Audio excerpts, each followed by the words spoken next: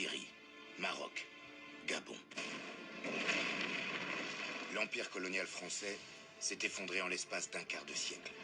L'aveuglement de la République a nourri des décennies de haine et de violence.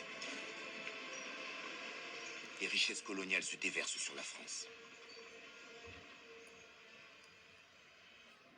Certes, les écoles se multiplient.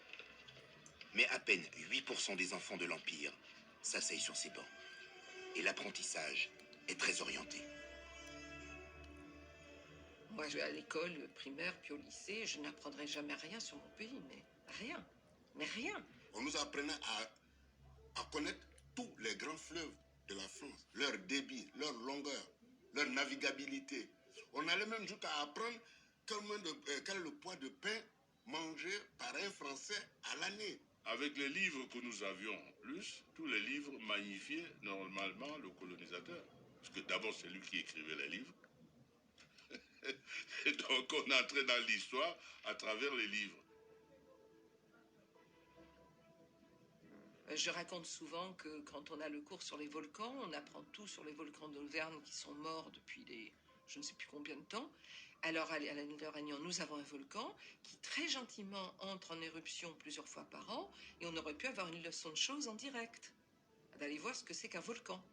Eh bien non. Non, on apprenait les volcans d'Auvergne. Je veux dire, c'était grotesque. Mais ça n'a pas beaucoup changé aujourd'hui.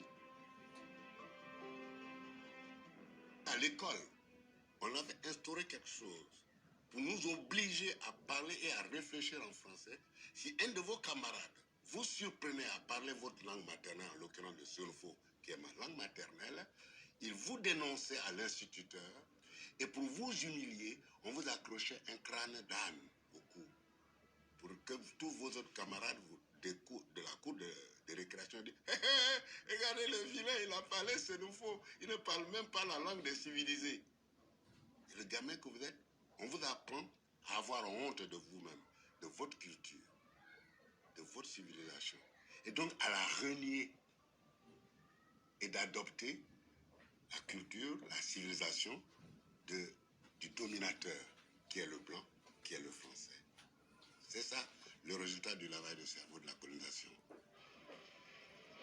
Et pendant que les élèves de l'Empire apprennent la grandeur de la métropole, loin des caméras, la France engage l'une des plus impitoyables répressions de ces années d'après-guerre.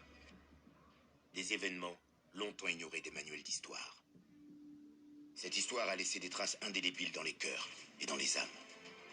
Je proclame l'indépendance. Le temps des colonies n'est plus, mais les blessures restent vives. Je vous ai compris.